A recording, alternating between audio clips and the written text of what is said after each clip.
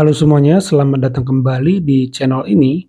Ya, pada video kali ini saya ingin mengajak teman-teman yang menyaksikan sebuah potongan video viral di mana di sini Andre Rosiade ya di video ini berjalan bersama dengan Dirut ya teman-teman yang saat ini menjadi tersangka yaitu Rifa Siahaan ya teman-teman dalam sebuah sidak. Nah, ini menampakkan keakraban, itu dimaknai seperti itu oleh netizen.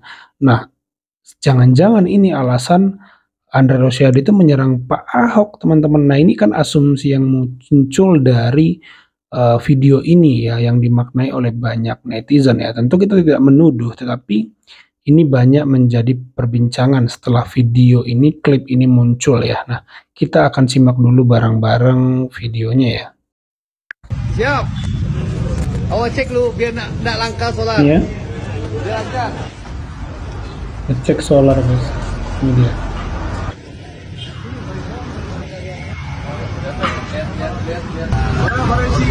Isi namanya pembangunan satu ya setiap hari mas.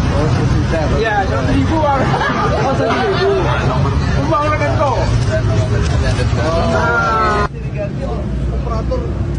Ini ya teman-teman. Bisa saja pembangunan. Ya, di sini beberapa judul berita sudah ditegur berkali-kali, ternyata ini alasan yang bikin Rifa Siahaan CS berani lawan Ahok. Ya ini ya, Ahok pertanyakan Rifa Siahaan CS tak dipecat sebagai petinggi Pertamina. Petra Niaga, orangnya ngeyel nih, Pak Ahok udah beberapa kali rupanya memperkarakan ini ya. Tak kaget Rifa Siahaan ditangkap. Ahok ngaku pernah ancam pecat Dirut PT Pertamina Putra Niaga gara-gara ini ya. Nah ini teman-teman ya, dimana Pak Ahok sebenarnya sudah sejak lama mengingatkan tentang sosok daripada Rifa Siahaan ini ya teman-teman, dan terbukti kan ternyata malah menimbulkan skandal korupsi ya teman-teman ya. Dan di sini Andre Rosiade terlihat videonya bareng ya teman-teman menyidak tentang solar ya teman-teman ya. Ini yang viral nih belakangan ini, video ini ya. Di Instagram saya tuh diserang ribuan buzzernya Ahok. Ya. Lancip kali mulut Ade Rosiade ini. Lancip guys. Tidak menunjukkan kelas anggota DPR RI perwakilan rakyat. Tapi sebelumnya saya mohon izin stick dulu ya. Horas Pak Ade Rosiade,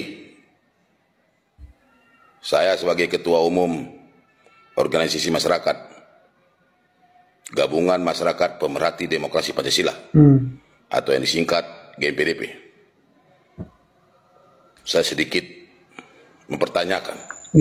Tapi sebelumnya terima kasih Anda telah mengakui bahwa pada tanggal 15 Februari tahun 2020 Anda pernah memarahi Ahok dan meminta kepada Jokowi untuk supaya Ahok dipecat menjadi komisaris utama ya, meminta kepada Presiden Jokowi supaya Ahok dipecat menjadi komisaris utama karena membuat keributan di Pertamina. Ya. Dengan catatan Anda mengatakan alasan karena Ahok pernah mendatangi di kilang sama Pak Jokowi. Sangat saya sesalkan itu Pak. Anda berpikirnya jangan diputar balikkan gitu loh. Ya. Urusan apa Anda memarahi Ahok? Betul. Urusan apa guys? Anda waktu memarahi Ahok, Anda kan menjadi Wakil Ketua DPR RI Komisi 6. Ya.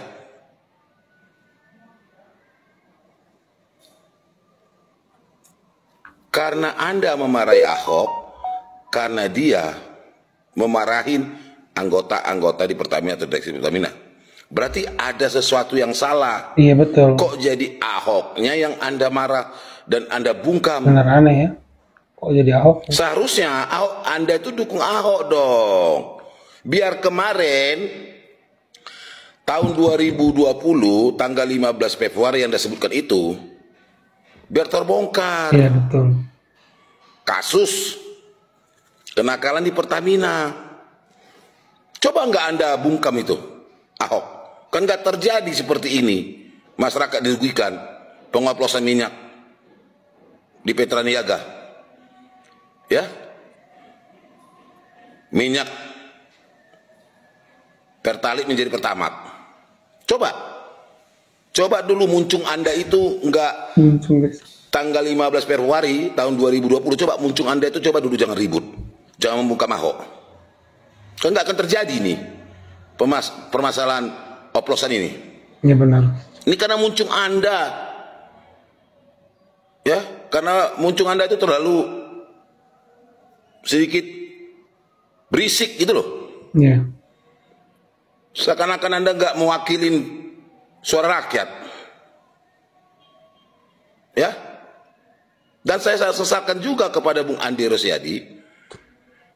Seenaknya Anda bilang saya kembali nih Aji, menuduh orang mengkritik Anda itu buzzer buat Ahok. Dari mana Anda tahu buzzer? Hah?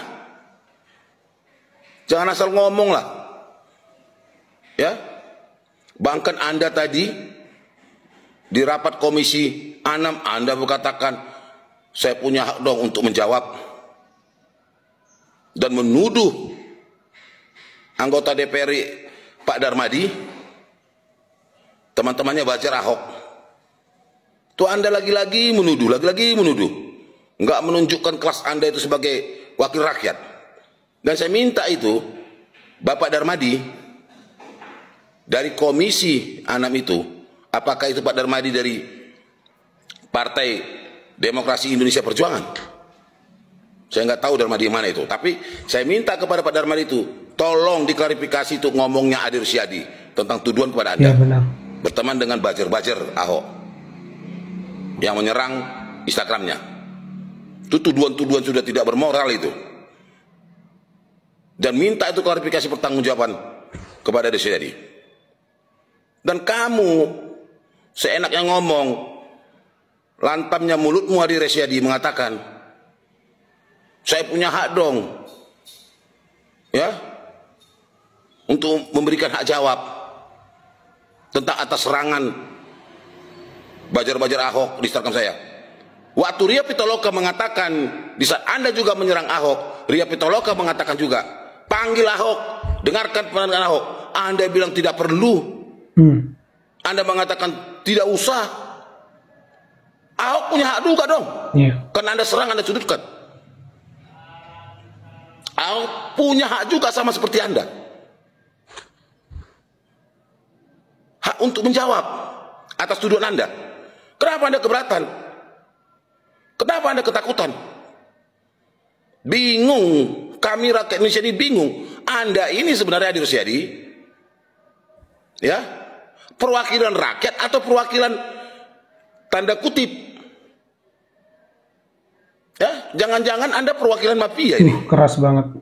Jangan-jangan Anda perwakilan yang pelaku-pelaku pengoplosan itu.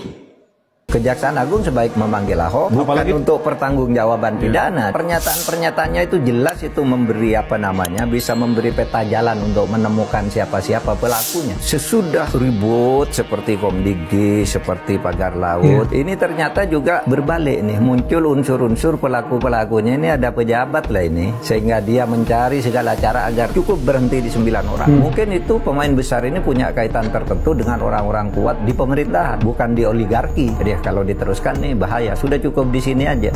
Ya, saya mau menanggapi pertama ketika Andre Rosiade mengatakan banyak buzzer menyerang dia, buzzernya Ahok. Ini bingung ya. Biasanya yang pakai buzzer itu orang yang berkuasa alias pemerintah untuk mempromosikan agendanya, programnya, membela dirinya ya. Ahok kan bukan pemerintah ya. Kenapa dia harus pakai buzzer? Yaitu tadi yang dipertanyakan oleh argumentasi seorang bapak ya. Apa buktinya dia menuduh orang buzzer. Ya teman-teman, kan ini pertanyaannya ya. Tapi lalu juga muncul pertanyaan, kenapa Andre Rosiade begitu marah ketika Ahok ikut bersuara, bahkan menolak diundang ke DPR, ya itu. Dan tadi Profesor Mahfud sudah mengatakan, nah ini sebuah pemikiran terobosan kalau orang yang menguasai hukum dan punya niat baik, pikirannya itu akan menerobos. Ya tidak ada yang pernah bicara kenapa Ahok harus tetap bersuara dan melaporkan. Ternyata tadi saya ambil diksinya yaitu membuka peta jalan. Artinya membuka peta jalan untuk setiap pelakunya. Jangan-jangan ada orang seperti kata Ahok yang sangat berkuasa yang tidak bisa disentuh, sehingga kata Prof. Mahfud tadi hanya berhenti kepada orang-orang tertentu. Berhenti kasusnya di situ. Padahal kalau diteruskan itu ada peta jalan untuk sampai pada orang-orang lain yang lebih berkuasa yang mungkin terlibat. Peta jalan, membuka peta jalan. Jadi ini yang tidak pernah dipikirkan oleh, saya sudah simak beberapa argumentasi, tetapi diksi ini hanya Prof. Mahfud yang mengeluarkan. Kesaksian Ahok bisa menjadi peta jalan untuk membuka pada pelaku yang lebih besar, pelaku yang lebih kuat mungkin. Jadi luar biasa argumentasi dari Prof. Mahfud ini yang dinamakan sangat-sangat mencerahkan ya teman-teman ya. Ya itu saja tanggapan saya. Kalau teman-teman sendiri bagaimana tanggapannya?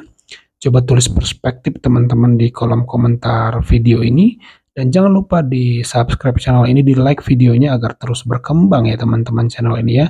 Terima kasih yang sudah menyimak sampai selesai. Sampai jumpa di video saya selanjutnya.